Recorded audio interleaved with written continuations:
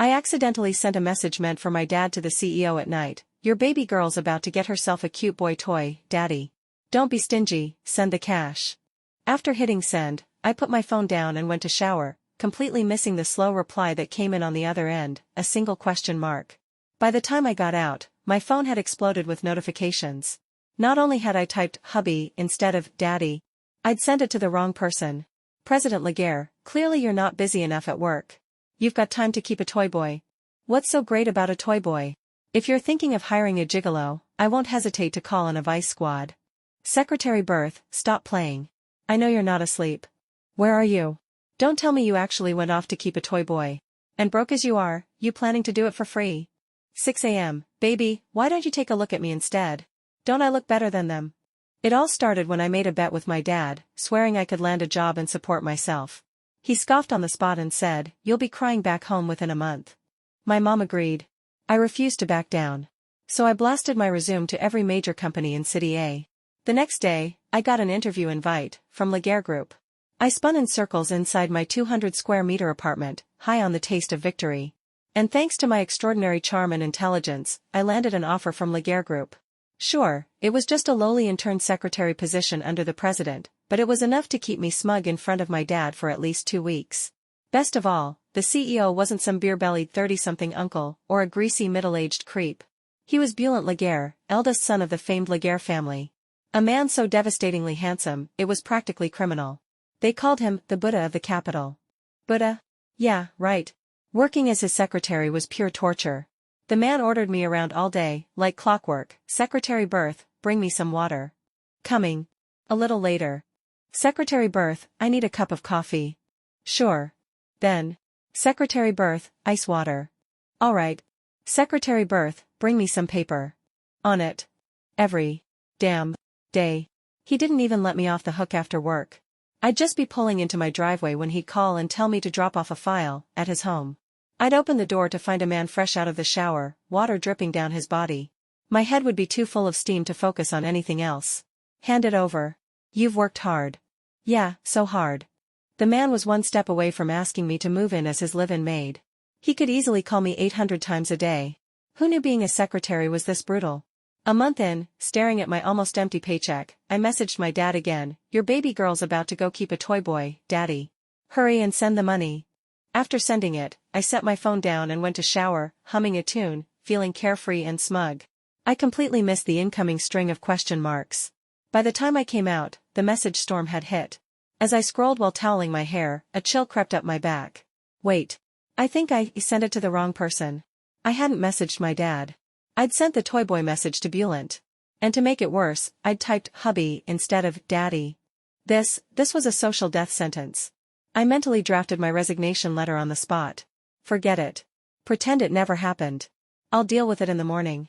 So I turned on airplane mode, and passed out. 11 p.m. Bulent replied instantly, "Secretary Berth, did you take the wrong meds? Hubby is not a word you get to use lightly. Also, what's so great about a toy boy? If you really dare find one, I'll personally call the police on you."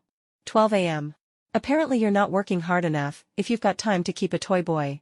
Secretary Berth, stop pretending to sleep. Who was that message meant for? You're clearly marked as single in your HR file. What is this, truth or dare? Say something. Secretary Berth, quit ghosting me. 1 a.m.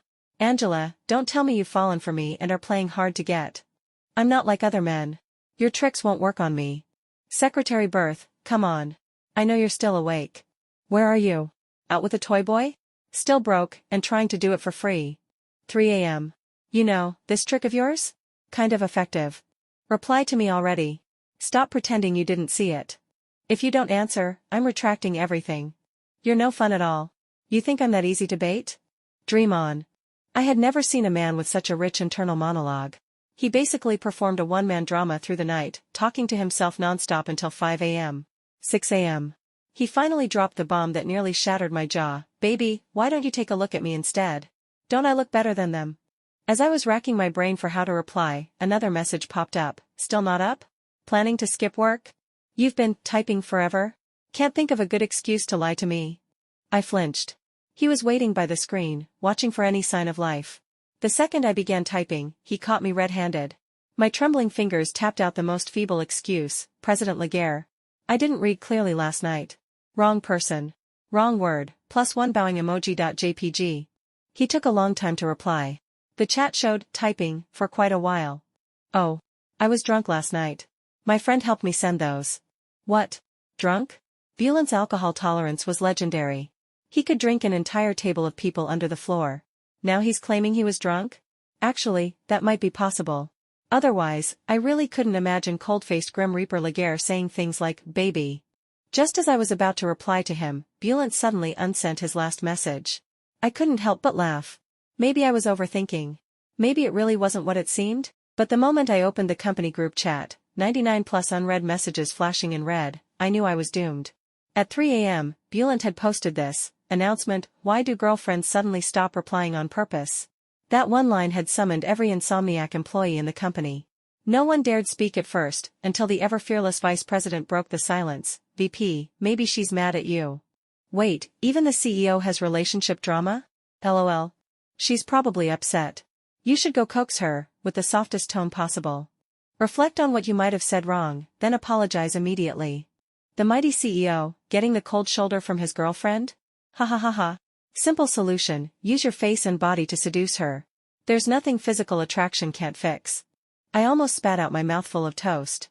Wait, the man who ties his necktie with military precision just got that kind of advice?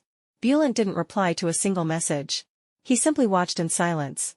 But unbeknownst to him, another series of smaller group chats were blooming throughout the company like wildfire. One of them was newly born, titled, Gossip Group Number 2. In this Bulent-free zone, everyone let loose. The cold-faced CEO is actually in love?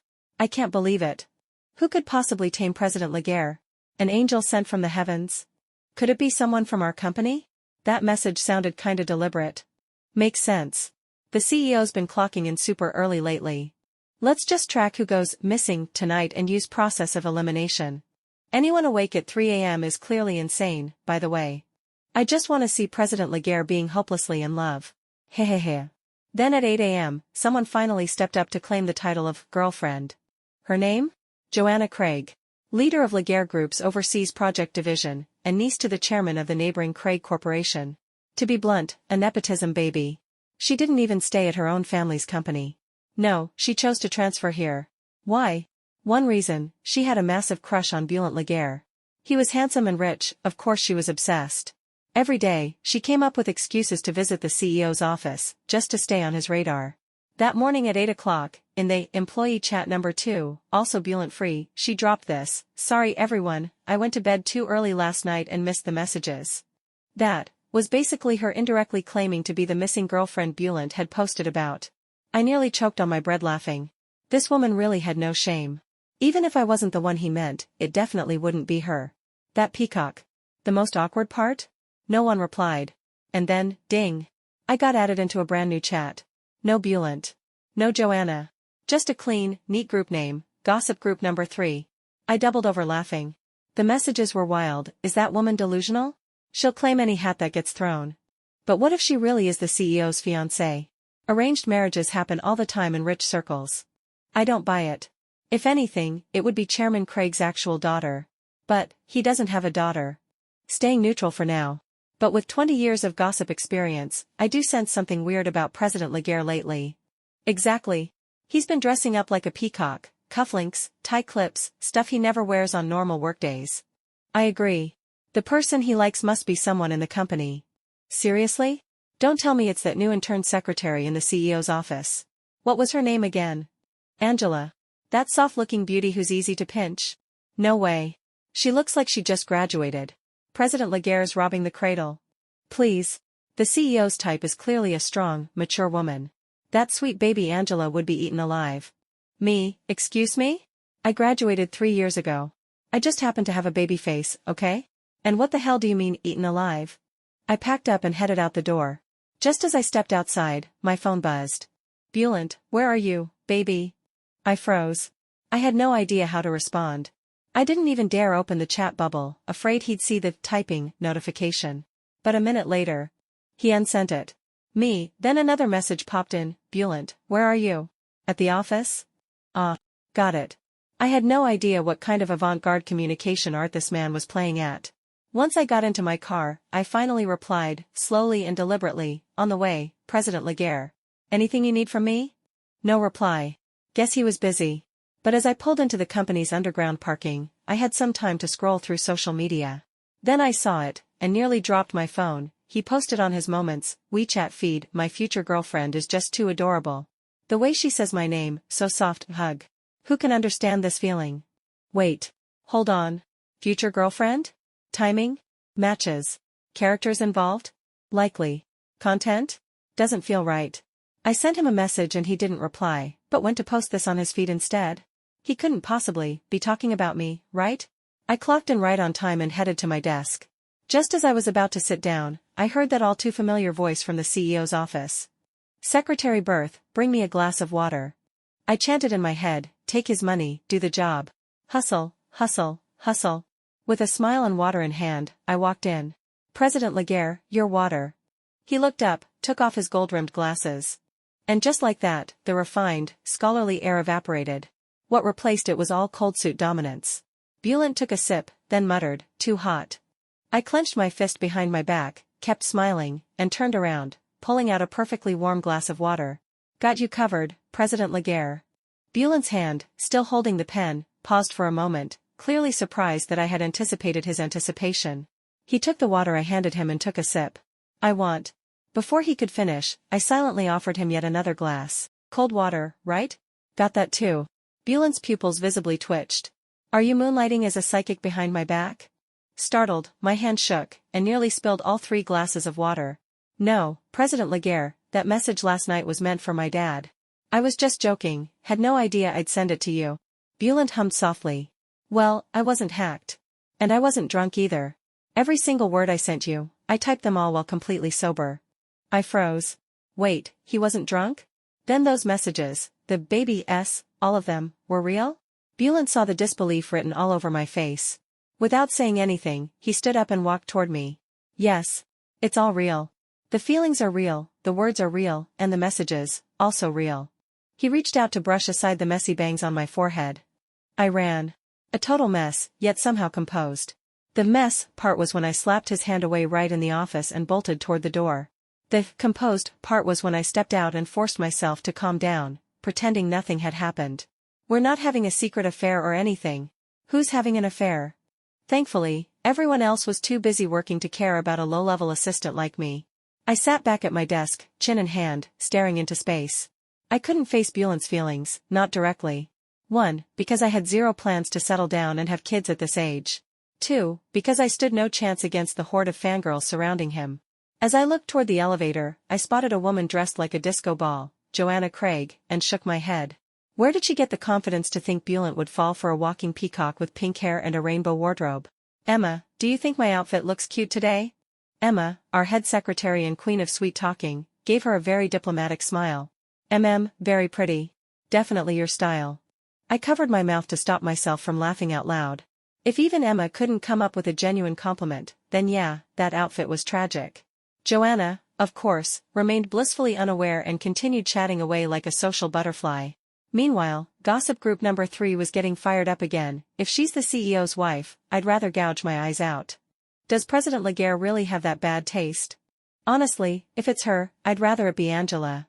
"Wait a minute, weren't you the one who said yesterday Angela was too young to date?" I thought to myself, what did I even do wrong? As I scrolled through the messages and enjoyed the chaos, a familiar voice called out again. "Secretary Berth, a cup of coffee." Every pair of eyes turned to me. Suddenly, I forgot where north, south, east, or west was. Joanna Craig walked over with a smug little smile, dripping with sarcasm. "So you're Angela? I'll take the coffee in myself. You don't have to bother." I immediately clapped my hands. "Great, go ahead." She mistook my enthusiasm for submission, and strutted away, riding high on her illusion of dominance. Only to be kicked right back out. Bulent's gaze was sharp as a blade. He immediately caught my attempt to avoid his line of sight. "Secretary Berth, did you forget to bring your ears to work today?" I braced myself and stepped inside. Joanna threw me a vicious glare. I immediately ratted her out. "President Laguerre, I wasn't trying to slack off. Section Chief Craig said she'd bring it in. I'm just an intern, whatever she says goes. I mean, Joanna snapped, I never said that. Without hesitation, I tapped my phone and played back the voice recording. The room went silent. Bulent gave me a long, meaningful glance, then turned to Joanna. His eyes were icy and unreadable. Section Chief Craig, when did I give you that kind of authority? Every title in this company has to go through me. So why haven't I seen your name on any of the project proposals? Joanna stammered, completely speechless. Because her title was, in truth, bought with connections, she'd shoved aside far more capable colleagues to get here. I smirked inwardly. Serves you right for glaring at me. Seeing she was about to cry, Bulent's frown deepened. Get out. Joanna was immediately stripped of her title and demoted to an ordinary employee. Celebration swept the entire office. Gossip Group number 3 nearly exploded with glee. Only I solemnly delivered the 7th cup of water to the CEO's office. Why warm cold water? Because if it's too warm, he complains it's hot. Too cold, and he says it's icy. This man is just messing with me. If you don't explode in silence, you'll perish in it. President Laguerre, your water. Bulent looked at my face, clearly pleased. But just as I handed him the cup, I loosened my grip on purpose. The cup tilted, and spilled water all over his crotch. This time, I genuinely panicked. All I'd wanted was to splash his shirt a little, make him think I was bad at my job, and get reassigned elsewhere. Now, both our faces turned as red as cherries. I immediately grabbed some tissues, trying to clean up the mess. I'm so sorry, President Laguerre, I swear I didn't do that on purpose. Before I could even touch him, Bulent grabbed my wrist. Exactly where do you think you're wiping? I froze. My eyes darted from his flushed face to his rising chest. I yanked my arm free and bolted out of the office. This time for real. I fled back to my desk, trying hard to compose myself. But my mind was full of one thing. The shape beneath those wetsuit pants. And no matter how hard I tried, I couldn't unsee it. I cursed myself for being such a coward. If I'd moved just a little faster, that could have been my real-life sex education. But yeah, who was I kidding? I didn't have the guts. After sitting stiffly for 20 minutes, I opened my Moments feed hoping to calm down a bit. And got hit with something even more explosive. Bulent had just posted, my future girlfriend looks so cute when she blushes. I really want to kiss her. Instantly, Gossip Group number 3 erupted, OMG. No way, did he set up a camera in his office? Blushing? What did he say that made her blush? Wait, does this man actually have feelings outside of work? I can't take this anymore, I want to be the CEO's office chair. Excuse me? If you are the chair, does that mean you want to get sat on, or you just want to stare at his hemorrhoids? I was seriously starting to think Bulent had lost his mind. In front of others, he was all suits and iciness, impossible to get close to. Behind closed doors? A hopeless romantic flooding his social media to chase love. To avoid him, I even locked myself in a bathroom stall for 30 full minutes. Then suddenly, my phone vibrated with a WeChat message. Hiding from me? I almost jumped off the toilet, pants still down. I'm outside. Come out. No way. And yet, he really was waiting outside the bathroom door. The whole morning passed with me dodging and him pursuing. I stepped back, he stepped forward. I stepped back again, he cut off my escape. By lunchtime, I was hiding on the rooftop. And wow, what a refreshing breeze up here. A soft sigh floated toward me. I turned. Bulent. I nearly leapt into the sky. He turned with effortless grace and walked over to me, holding 2 cups of coffee. Don't come near me. He calmly took a seat beside me. I've been in a bad mood lately. Have a coffee with me. As a model employee, I took the coffee and nodded. Out of courtesy, I asked, rough times lately? Bulent nodded with a deep sigh. I've been invited to a charity gala. I could already see where this was going. He was about to say, come with me. Before I could start brainstorming excuses, he looked at me and said, help me carry my suit. I'll pay you 1,000 for the night. 1,000? What, was I a beggar? That wouldn't even cover a decent handbag. Got it, President Laguerre. Times were tough. Pride had to take a back seat to survival. My heartless father had truly cut me off. So I could only rely on myself now. That afternoon, I was reviewing reports at my desk when my phone wouldn't stop buzzing. Gossip Group number 3 was on fire again. Check President Laguerre's Moments, quick. LOL. He's officially a romance-brained CEO now. Even thinks watching his future girlfriend drink coffee is adorable. Is this really the same cold, emotionless President Laguerre we know? I'm crying. I glanced at the cup of coffee on my desk, suddenly it felt radioactive. I quietly pushed it a little deeper into the desk. That's when Joanna Craig walked in, holding a cup of coffee identical to mine. Hi everyone, I brought some snacks for the team. And once again, Group 3 was in full swing. Wait a sec, could it be her? The coffee in her hand looks just like President Laguerre's. Maybe a 50-50 chance. I'd rather believe he's being forced into it by his family. President Laguerre just doesn't seem like the type to go for someone like her. Another mystery added to the company's top 10 unsolved cases. At the charity gala entrance, I stood beside Bulent, dressed in an haute couture gown. "Do I look too overdressed?" I whispered. He looked at me, eyes gleaming with approval. "You're getting an early taste of what's to come." Was he just narrating his own fantasy? The moment we entered, a flock of socialites surrounded Bulent. "President Laguerre, care for a drink?" He politely declined them all, citing low alcohol tolerance. Several even brought him elaborate desserts and little gifts. He passed them all off to me. "Ask her if she likes them." "What good does it do if I like them?" I muttered. "I'm not your girlfriend." I scanned the room, looking for a convenient corner to slip away into. Suddenly, someone smacked me hard on the shoulder. I instinctively smacked back. "Ah." Joanna stood beside me in a sparkling rhinestone dress, cradling her hand with wide eyes. "Why are you here?" I asked. "I was about to ask you the same," she scoffed. "I'm here as President Laguerre's date." "Who the hell are you?" Just then, Bulent returned to my side. "Who's this?" I almost burst out laughing. Her makeup must have been so thick, even Bulent didn't recognize her. Joanna forced a dazzling smile and tried to win him over. "President Laguerre, I'm here for the gala too." After a brief pause, Bulent calmly replied, "Then you'll be covering your own expenses." "I didn't invite you." I howled with laughter. Joanna's expression collapsed on the spot. "President Laguerre, I'm still an employee. Why are you treating us so differently?" I fired back without hesitation, "Because you spent all day trying to seduce the boss. I, on the other hand, spent all day trying to do my job. That's the difference." Joanna's face turned red. "You're spouting nonsense. You're the one with ulterior motives."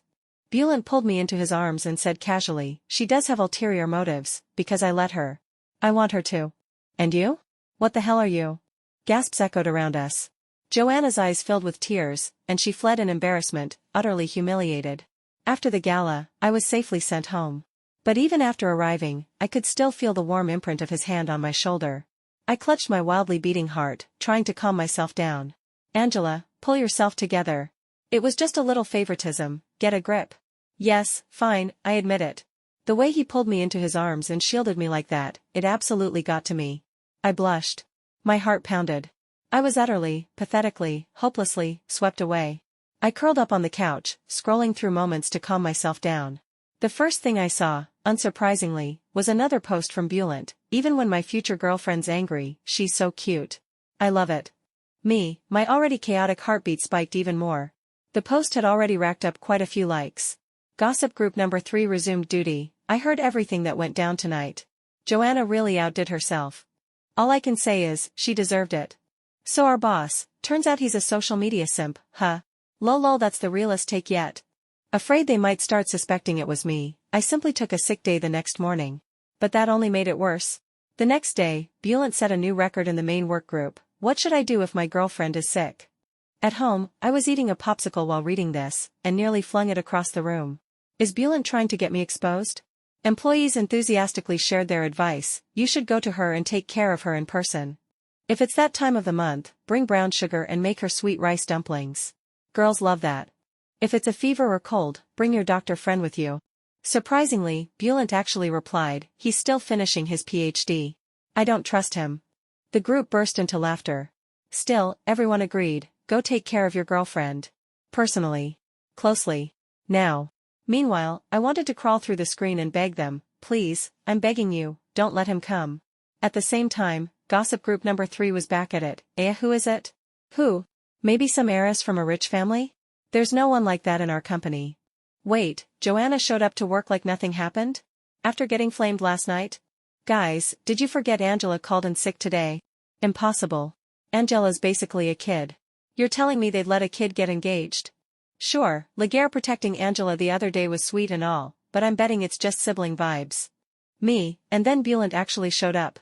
He brought with him an entire thermos of brown sugar water, plus a box of warm sweet dumplings.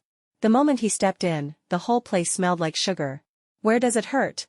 I still had a cold patch stuck on my forehead. Trying to look weak, I mumbled, "President, it's just a cold. Not, that." Bulent looked a little awkward. "Doesn't matter. The sugar water's hot.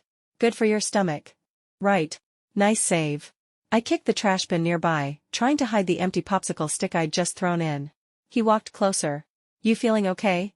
I shook my head, then quickly nodded, remembering I was supposed to be sick. Next thing I knew, his hand was on my forehead, checking my temperature. No fever anymore. I laughed nervously. Maybe the meds kicked in. He nodded and headed straight for the kitchen. You've got a big place. Rent must be high. My heart skipped. This was a luxury neighborhood, how was I going to explain that? Oh, I share it with 10 people. They're part of an influencer team. They're out of town right now, so I'm home alone. He was scooping the dumplings. Co-ed, he asked. All girls, I replied quickly. He placed the bowl in front of me. I braced myself and took a sip. Then I looked up. Only to see him staring at my wall full of luxury designer handbags. Ahaha, all fakes. You know how influencers are, gotta keep up the image. He nodded with a faint smile. Didn't say a word. Then his eyes landed on the Ferrari key on my table. My heart dropped. I quickly grabbed it and moved it next to a Lego car model. Totally fake.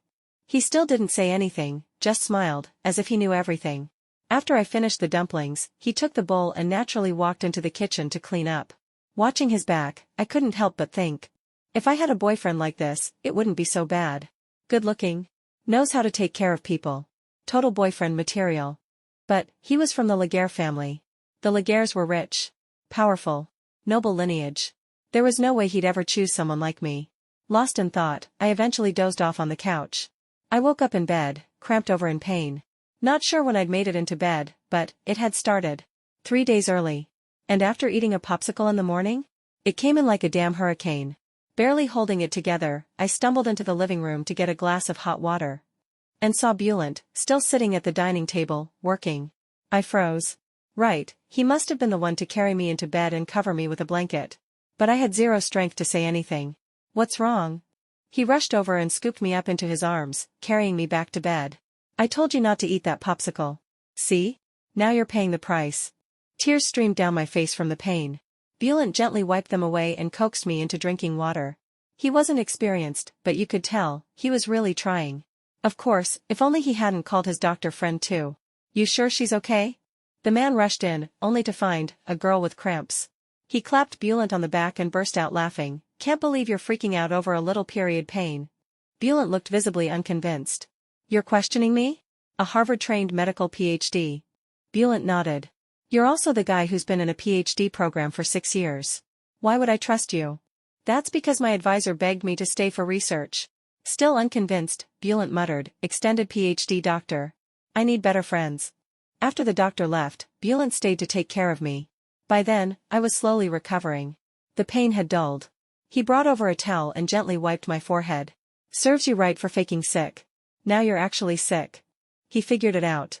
Of course he did. To avoid further embarrassment, I just pretended to fall asleep again. In the middle of the night, I stirred awake. Bulent was still beside me. He'd pulled up a chair and was keeping watch. The moment I moved, he woke up immediately. Are you in pain? If I said I wasn't touched, I'd be lying. Bulent. He answered quickly, yeah. I reached a hand out from under the covers and held his. You could try chasing me, you know. Maybe I'd say yes. Bulent instantly sobered up. Are you serious? I nodded. So you'll say yes? I nodded again. He leaned down and kissed my forehead. His smile was unstoppable. Finally caught you. I blinked. I said you could try chasing me. He smiled again, eyes twinkling. Well, I did. And now you're mine. Me, Bulent really was serious about courting me. Not only did he pick me up and drop me off every day, but I was practically drowning in gifts. My wardrobe and bag wall were bursting at the seams. He sent me surprises in every shape and size, every single day. A week later, my long-dormant father finally remembered that he had a daughter out there wandering the world. Be home in 1 hour. Urgent. Me, I didn't even get the chance to say, hi, Dad, before he hung up. But the next second, he sent another WeChat message. Angel, someone just came over to propose marriage. I was trying to act calm earlier, but hurry home. I'm about to crack. Propose? Propose what? I'm at the prime of my youth. Why are we talking about marriage? I'm not coming back. I'm not getting married. I refuse a business marriage. My dad replied with a single question mark. Then, if you don't come back, you'll regret it. Oh? Threats? Please.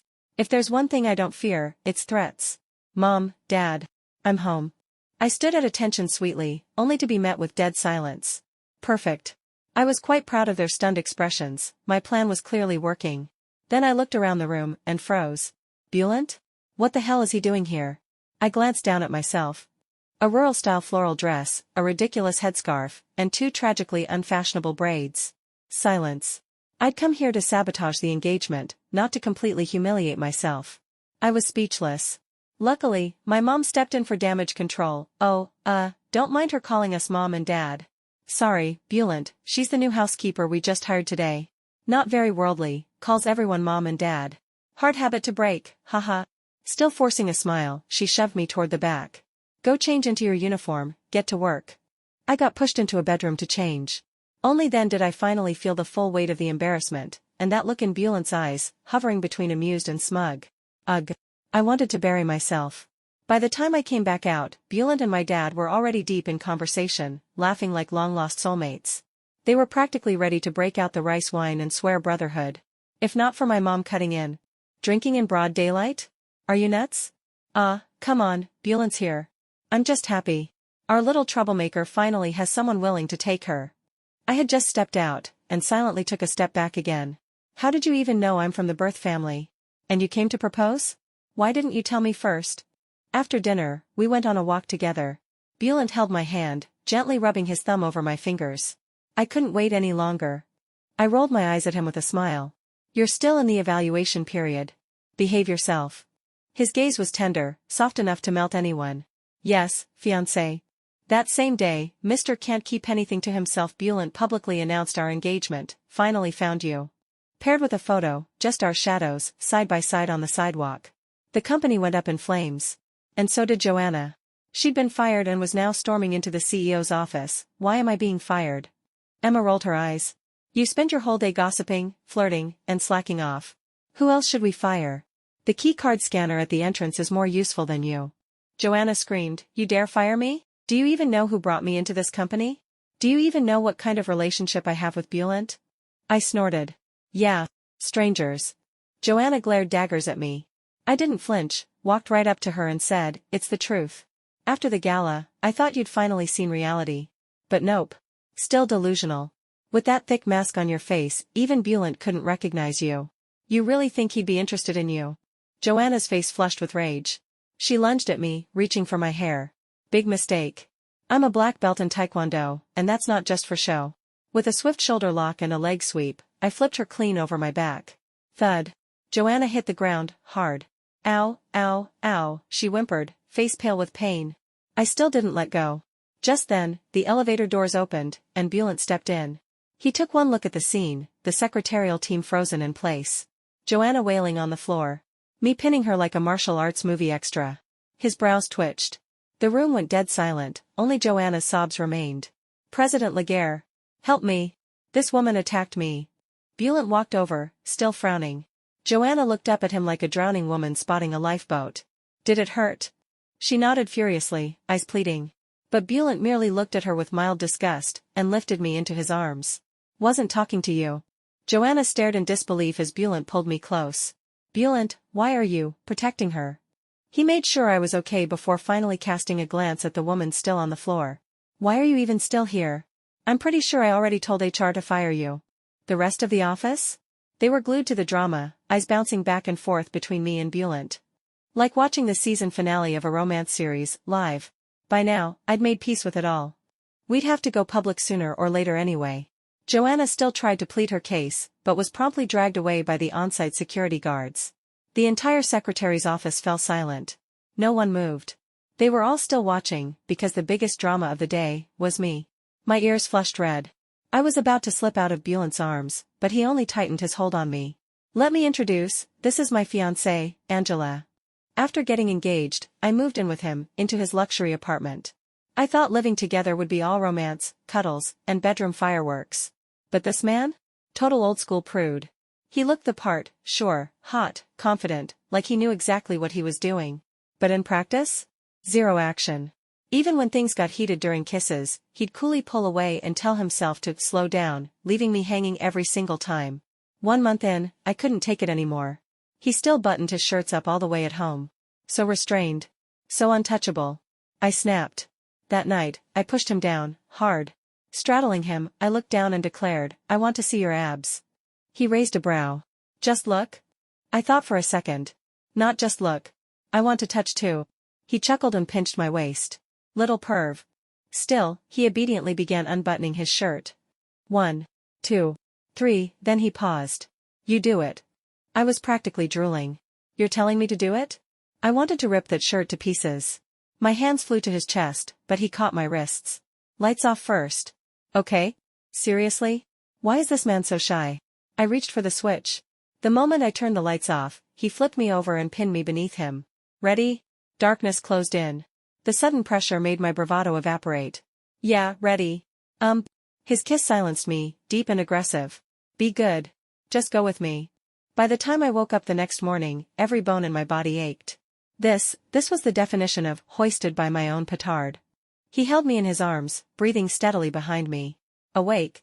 I tried to slip away, only to be pulled back into his chest. His voice was hoarse from just waking up, deep, low, sexy. It sent chills straight to my ears. Yeah, I'm up. Still early. Let's rest a bit longer. As if I could sleep now, did this man even realize how terrifying that thing pressing against my back was? I didn't dare move. Aren't you curious, when I first started thinking about you? I froze. Right, come to think of it, he'd been pretty forward from the start. Since my first day at work? Love at first sight. He gave a soft laugh. What do you take me for? Love at first sight mostly just means you're hot. Ugh, no romantic bone in your body. I used to live in Causeway Bay. I blinked, thinking back. Then it clicked. Those childhood summers the first spent at Grandma's house. Wait. I remember. You're the piano boy from next door. Bulent sighed. Finally. I nodded eagerly. You were always sick back then, always wearing a mask. That's why I didn't recognize you. If you'd figured it out sooner, I'm sure. You would have treated me like a big brother. I paused. That was true. Back then, I saw him as someone to look up to. I followed him everywhere, learning piano, learning how to draw, totally respectful and odd. Never thought of him like that. Bulent pulled me closer. But I don't want to be your big brother. I want to be the one who... He flipped me over. The blanket rose again. Does it? I shrieked. Tried to run. Too late. I looked up at him, this man who once stood so far above me, now sitting quietly across the room, his gaze no longer cold but unreadable. I used to think I could never forgive him. Not for the humiliation, not for the role I played in his games, not for the love I gave so foolishly. But somehow, time chipped away at the anger, and all that remained was clarity. I didn't need his apology. I didn't need him to love me back. I had already walked away from that version of myself. And this time, I wouldn't look back.